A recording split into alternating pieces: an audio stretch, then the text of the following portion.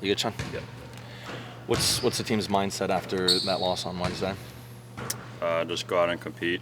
I mean, you lose games in the NBA, so nothing different than before. Just go out and play hard. When Atlanta's kind of targeting you down the stretch there in switches, is that a tough thing to kind of deal with?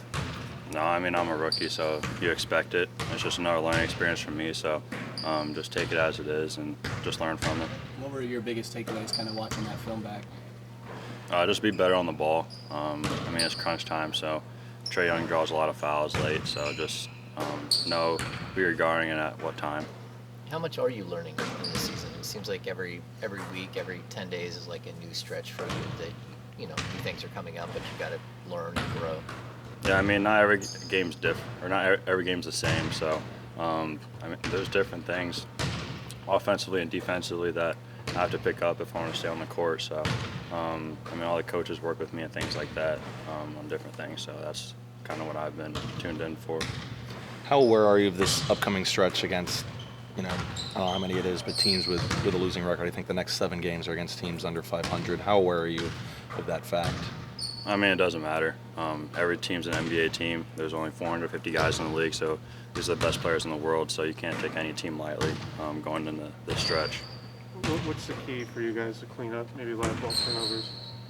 I just say is defensively just getting better overall. I mean, we miss a lot of layups, a lot of transition things, and things like that. So defensively, just get back, keep the ball in front of us, and I think we'll be good. Are you noticing any kind of, maybe along those lines, some bad habits kind of bubbling up over this past week or so that really need to be addressed? I don't think there's bad habits. I just think that there's things, especially in transition, that we need to work on. I mean, it's different game to game, so just trying to figure out and be consistent with what we're working on in practice. You guys have a winning record on your home floor, but I would imagine it's not what you guys would want ideally. What is there like a mindset thing, or is there a certain focus that you guys need to have to be better on the home floor? I mean, it's just closing out games. I mean, every game we're in is close, so it's just trying to get that last run and push the game forward.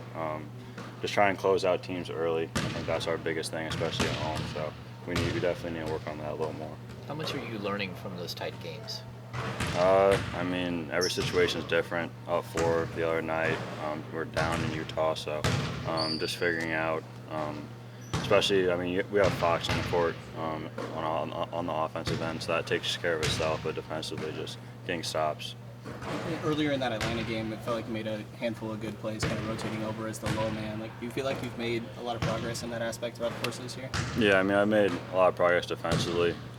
Just looking back on my first couple of games, and I think obviously Coach Brown challenged me, and I've accepted that challenge. So I'm just trying to get better on both sides of the ball. You had twice Lakers in the preseason. You've gone up against them several times.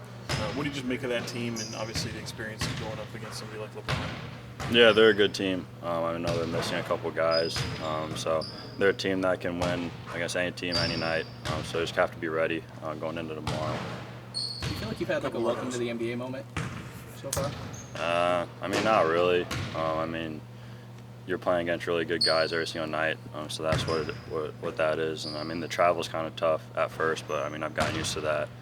So I mean, I probably already had it, just didn't realize it. So. West Rookie of the Month, how meaningful was that for you? Is that something that was it a goal you've had going into the season, or is it something that you just kind of taken in stride? I mean, it wasn't a goal going into the season.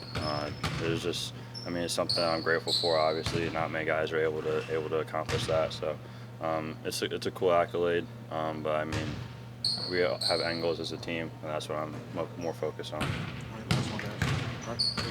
Thank you. Thank you.